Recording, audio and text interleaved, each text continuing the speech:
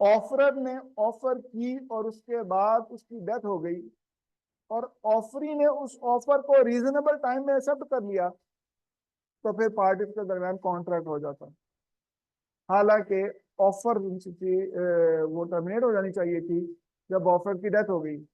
लेकिन ऑफरी को ऑफर की डेथ का पता ही नहीं था और रीजनेबल टाइम में उसने एक्सेप्ट कर लिया है, तब ये डेथ के बावजूद में भी कॉन्ट्रैक्ट वैलिड बन जाएगा पार्टीज के दरमियान।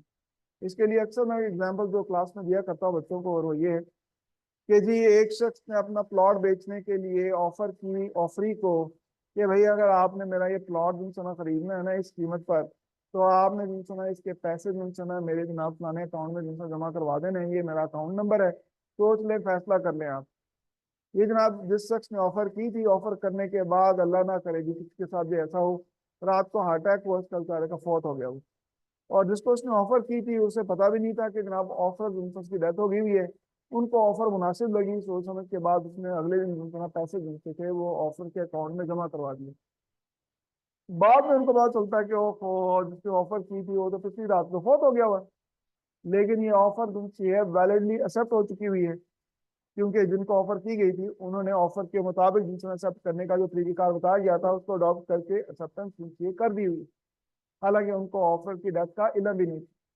तो जी ये इसमें खास पता है। इसके आगे फिर कुछ शेड्स भी हैं जो और मुझे बात आपको बुक में देखने को मिलेगी। After death of a debtor legal heirs or after the death of a debtor legal heirs of deceased are only bound to pay from the inherited property and not from their own pocket। ये बड़ा important aspect है death से मुतलिक। और वो क्या है कि अगर एक शख्स इसने जो एग्रीमेंट किया था वो एग्रीमेंट करने के बाद इंतकाल कर जाता है, तो उसके लवाहिकीन जो उनसे होते हैं उस एग्रीमेंट को परफॉर्म करने के जिम्मेदार होते हैं only from the inherited property. वो जाती तौर पर कॉन्ट्रैक्ट को परफॉर्म करने के लिए अपनी जाती जज से जिनसे जिम्मेदार नहीं होते। ये खास उसमें बात जिनसे डेथ से मुतल्लिक आपको याद रखने की जरूरत है। एक आदमी था जनाब, उसको जिनसे कर्ज अदा करना था, और कर्ज अदा करने के लिए जिनसे उसके पास जिनसे उसके वसाइल जिनसे थे उसके फौत होने के बाद वो सिर्फ फॉर एग्जाम्पल 50,000 रुपए थे, और जो कर्ज उसका अदा करना था उसकी माली जिनसे थी फॉर एग्जाम्पल कोई 10 लाख रुपए थी। उसका बेटा जुनसा है माशाल्लाह बहुत सौखा आदमी है,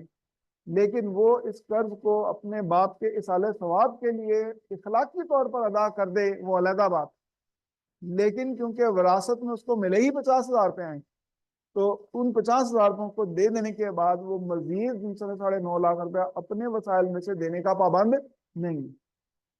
ये डेथ से मुतलिक बच्चों एक और बड़ी इंपॉर्टेंट इंफॉर्मेशन है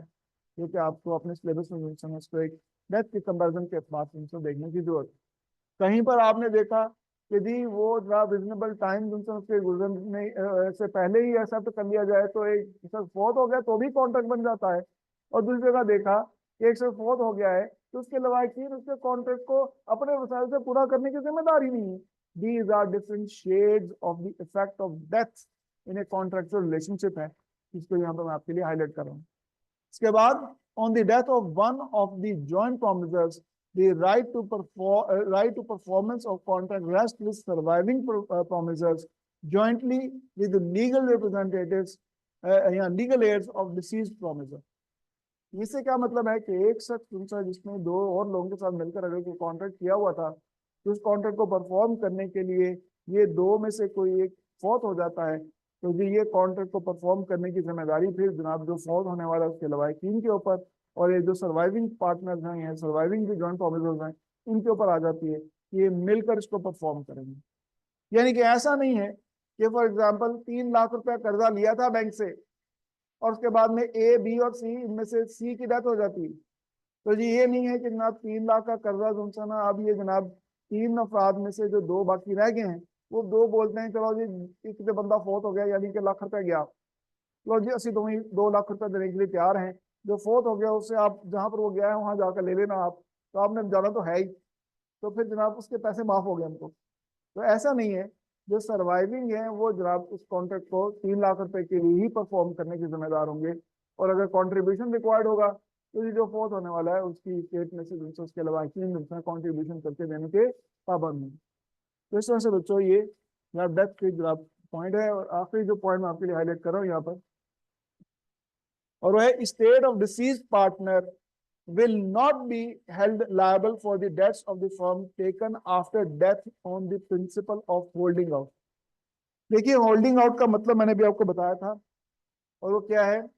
जो एस्टॉपल का मतलब है, one can not deny what he और शी हैज रिप्रेजेंटेड अर्लियर। और ये भी मैंने आपको हाईलाइट किया, ये नहीं हाईलाइट किया लेकिन आपने सिलेबस से पढ़ा होगा कि जी अगर एक माइनर रुमसा है वो एडल्ट होने के बाद अगर वो फर्म को छोड़ने का नोटिस नहीं देता, और फर्म को छोड़ने का नोटिस किसको देना होता है, पब्लिकली देना होता है। सिर्फ पार्टनर को बता के चला गया है कि मैंने फर्म में पार्टनर नहीं बनना, लेकिन पब्लिकली नोटिस नहीं दिया, तो फिर बच्चों under the principle of holding out, हम लोग तो जानते थे ना कि ये फर्म में minor as a benefit enjoy कर रहा है और अब एडल्ट हो गया हुआ है, उनको अगर नोटिस नहीं दिया तो on the principle of holding out ये फर्म के लिए जिम्मेदार होगा। यहाँ पर बच्चों बताया ही गया है कि अगर एक पार्टनर जो है वो फोर्थ हो जाता, और फोर्थ होने के लिए नोटिस देने की जरूरत नहीं होती, वो जिसके ऊपर वक्त आ गया है उसने नोटिस थोड़ी देना है, मैं मरने वाला हूँ, मेरा जनाब फर्म के साथ कोई ताल्लुक नहीं है, ऐसा थोड़ी ना होता है। यहाँ फोर्थ होकर जहां पहुंच गया है वहां जाकर तो नहीं नोटिस दिया जा सकता कि जनाब मेरा फर्म से ताल्लुक नहीं है क्योंकि मैं फोर्थ हो चुका हूँ, ऐसा थोड़ी ना होता। तो लिहाजा कहा यह गया है कि अगर एक पार्टनर फोर्थ हो जाता है और फोर्थ होने के बाद उसके ऊपर होल्डिंग आउट का प्रिंसिपल अप्लाई नहीं होता अगर उसके फोर्थ होने की इतला उनसे लोगों को ना दी गई।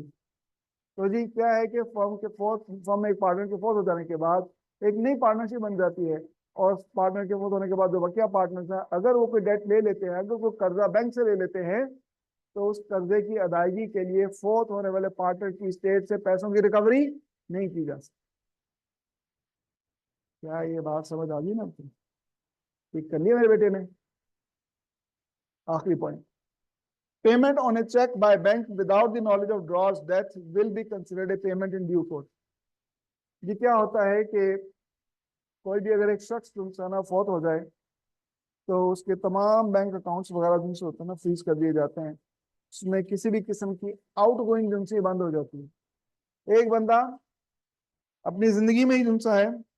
वो क्या है कि चेक लिख कर देके गया था और बाद में फौत हो जाता है, और उसके फौत होने के बाद उसके अकाउंट में भी पैसे हैं, और जो बंदा चेक लेकर आया है उसने जनाब बैंक से पैसे मांगे हैं, बैंक वालों को पता है कि ये बंदा जिसका फौत हो गया है, तो जी वो अपने जिंदा होता तो चेक जरूर कैश हो जाता, लेकिन क्योंकि वो फौत हो गया है अब वो चेक कैश नहीं हो सकता, क्योंकि बैंक वालों को अपने जिनसे ना वो ड्रॉर जिनसे ना उसकी डेथ का पता चल गया। यहाँ पर यह बताया गया है कि अगर बैंक वालों को किसी एक ड्रॉर की यानी कि अपने कस्टमर की डेथ का इलम नहीं है और फिर जनाब वो चेक कैश करवा लेता है वो बंदा, तो फिर बच्चों को क्या है कि वो वैलिड पेमेंट कहलाएगी, उसके लिए बैंक जिम्मेदार नहीं होगा। हमने इस तरह का एक केस भी देखा जिसमें ये क्या हुआ कि जनाब पापा जी जो उनसे थे ना वो छोटे बेटे के साथ में रहते थे। पापा जी की जनाब क्या है पेंशन पुंशन जनाब रकम जिनसे काफी जो उनके अकाउंट में हर महीने आ जाती थी, तो अब उनका इंतकाल हो गया है, तो जनाब उनके जनाब वो बैंक का एटीएम कार्ड से मुतलिक जो पासवर्ड वगैरह था वो छोटे बेटे को पता था, और बड़ा बेटा जिनसा है उसको जिनसा ना ये पता चलता है जब छोटा बेटा जिनसा है पापा जी के इंतकाल के बाद रोजाना उनके अकाउंट से लाख रुपया निकलवा रहा है ताकि सारा अकाउंट खाली कर दे। लेकिन जब पता चला जनाब बड़े बेटे को तो फौरन से जाकर बैंक को इतला दी कि जनाब ये देखिए पापा जी का इंतकाल हो गया है और पिछले 7 दिनों में डेली जनाब उनके अकाउंट से लाख लाख रुपया जिनसे ना उनके एटीएम कार्ड के ऊपर से जनाब ये निकलवाए जा चुके हैं, आपने इसके ऊपर कोई एक्शन क्यों नहीं लिया? बोल रहे हैं हमें तो पता ही नहीं, आप आपने आकर बताया है तो अब जनाब हमने अकाउंट फ्रीज कर दिया। और वो जो पिछले 7 दिनों में जनाब जो छोटा जो है वो जनाब 7 लाख रुपया निकलवा गया, तो बस जी वो जनाब बैंक इसके लिए जिम्मेदार नहीं। वी विल कंटिन्यू बच्चों इंशाल्लाह ताला, मैं यहीं से कल आपको जिनको आगे पढ़ाऊंगा। और भी कोई आपने ज़हन में सवाल रखे होंगे वो आप तैयारी करके आइए।